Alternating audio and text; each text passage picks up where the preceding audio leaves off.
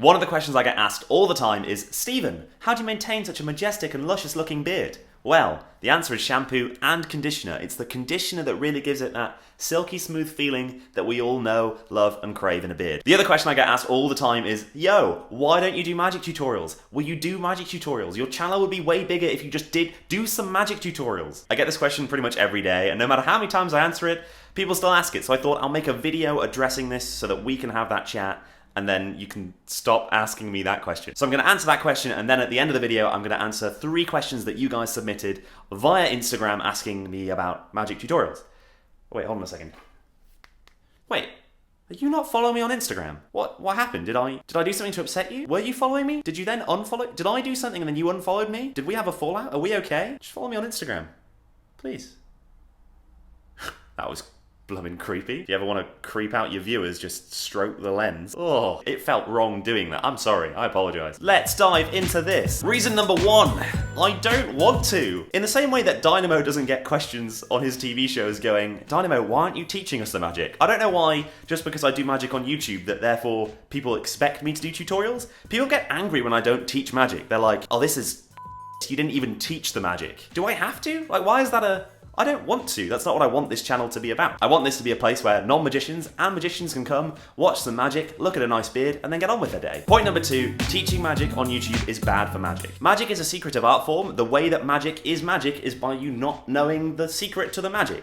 If you know the secret, it becomes a different thing, which can still be entertaining, but it loses that magical, what? No way, kind of feeling that we all know and crave in magic. I have genuinely had multiple times where I've done a trick to somebody in the world and then they've gone, I know how you did that, I've seen the tutorial on YouTube.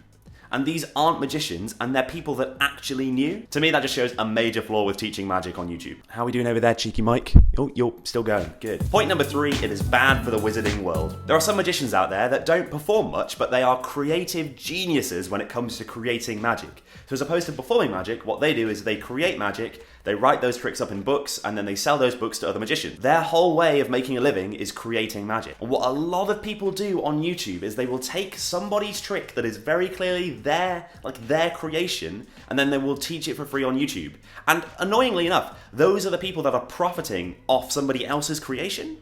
And then the creator of the magic doesn't make like nearly as much money, which means that as a career choice for them isn't as sustainable, which means they're going to potentially create less magic or put out less magic into the world, which is like a shame. Teaching somebody else's trick that they have worked really hard on, that they have published and that they sell to make a living is the equivalent of piracy in the magic world. There is nothing illegal about a magician taking another magician's trick and teaching it online for free, but it doesn't make it okay, and it doesn't make it morally alright. As I'll get to in a second, I understand that there is a flip side to this discussion, and that teaching magic is we'll get into all those other points, but when you're teaching somebody's specific trick that they've made, they're like little creative child, just for free. I don't understand how people can argue against that. Teaching sleight of hand and stuff on YouTube is a different ballgame, but teaching someone's creation is like, I'm not okay with that. I'm actually getting a little bit annoyed. Let's move on. Point number 4, I think it makes magic too accessible. This is kind of a strange point, but I think with magic, when you learn secrets, if you're just given those secrets really freely and like everyone's just chucking loads of secrets at you and they're just all out there for free in the open, it takes away some of that value and some of that, what's the word I'm looking for? It affects how you value the information. When I started magic, there wasn't YouTube tutorials. The way that I learned magic, the first tricks I learned, was I went to a library. I got my parents to drive me to the library, and I looked through the books, and I found a magic book. And I studied that book, and some of the magic in there wasn't so great, but some of it was really good. And I treated that book with a lot of care, and I assigned it a lot of value, and I studied it really hard. All that information can mean that you're just like, I'm not explaining this well, and I know that this is such an important point, but I'm not getting this through. To study a secretive art form, I think you need to show that you are really sort of keen, you're really interested. I don't think it should be a Google search away. I think you should at least have to buy a book, or not even pay for it. It doesn't have to be a financial sort of demonstration, like traveling somewhere to learn magic, like going to a library, making that active step to go and get a book out. I think that will affect how you treat the information that you are looking at. In the interest of keeping things fair, I will now go over a couple of counterpoints to what I have said. I do think that there is a major difference between teaching sleight of hand principles or tricks that I think are in public domain, so there's no one that really owns it or the principles behind magic,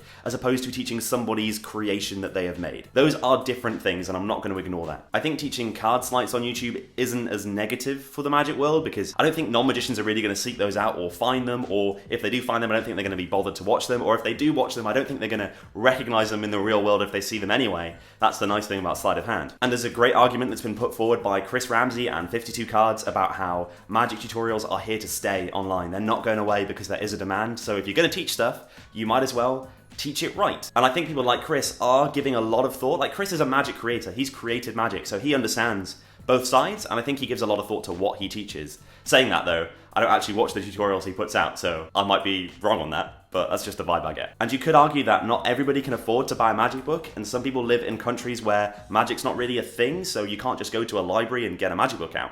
I understand. I know this is a complicated issue, and that's why the video is called Why I Don't Teach Magic and not called Why It's Really Wrong and Evil to Teach Magic on YouTube, which would probably get me more views. These are my 3 favorite questions that I got from Instagram. The first one is from Daisy. Don't know why I sang your name there, Daisy, but you're welcome. Do you think if you taught magic that it would have an impact on the way your audience perceived your magic, meaning that the audience would be less impressed? I love this question. This is such a great question. No matter how complicated and difficult and impressive the method of a trick is, it's never going to be as impressive and amazing as something impossible happening that cannot happen. So therefore, I always think that when you learn how a trick is done, it's going to be a bit of a letdown. There are exceptions where the trick itself is kind of basic, I guess. I'm making a coin disappear, and then the method is so ridiculously elaborate that is more impressive than the trick. But most of the time, I think there will be a letdown because magic is impossible, and everything else that's possible is going to be less impressive than the impossible. Life of a Thinker asks, when, if ever, is it right to reveal to someone how a magic trick is done? Are there exceptions or times when you would partly explain a trick? I don't think there are any rights and wrongs. There are just opinions and actions, and those actions have consequences. It's for every magician and performer to decide if or what they reveal in any way to their audience. I sometimes give my audience a small insight into how magic works, but it's a very careful and deliberate choice. Sometimes that backfires. For example, in the sleight of hand card magic routine that I did lately,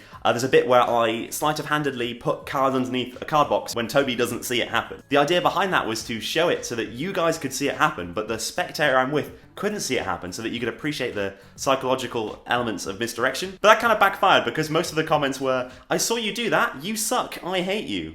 Welcome to YouTube comments. LXS_X asks, what was your way of being introduced to magic? How did you learn it? For me, I learnt mainly through library books. I would get my parents to drive me to the library, I would take out a magic book, go home and study that. I would also buy magic books online from America, because I didn't know where I could get them in the UK, and wait 2 weeks for them to be shipped over at an extortionate price, and learn stuff that way. So yeah, I mainly started off through learning magic, through paying for it, really. There wasn't YouTube tutorials back in my day. That is the end of the video. Please follow me on Instagram and Twitter. Thank you!